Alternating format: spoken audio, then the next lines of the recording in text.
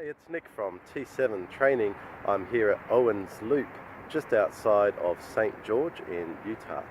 And you can see St. George behind me actually. It's a little walk up here, a bit steep, but absolutely a beautiful place to be.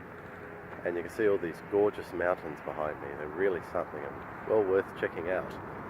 There's Zion National Park nearby, incredible national park with old lava flow rocks and snow-crested mountains and limestone hills and just stunning landscape.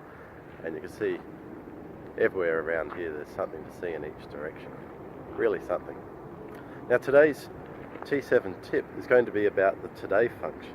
The today function is very easy to type into a cell. It's equals today, open bracket, close bracket. No parameters, just equals today, open bracket, close bracket.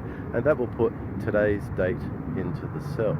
Now the good thing about that is it will update automatically. So when you open the spreadsheet the next day, it will have that day's date in the cell. So great if you need something that's automatically going to update. For example, a due date, and you want to know how many days until that due date as compared to today's date. You can do basic maths between those cells, but that's another subject too long for a T7 tip, so let's keep it simple. One thing I do need to point out about this, if you're going to use it to populate a date field, like in a invoice for example, you might want that date to automatically populate. That's great for when you make the invoice, but if you open it 3 months later, then the date is going to have the wrong date and it will be that day's date instead of the date the invoice was made.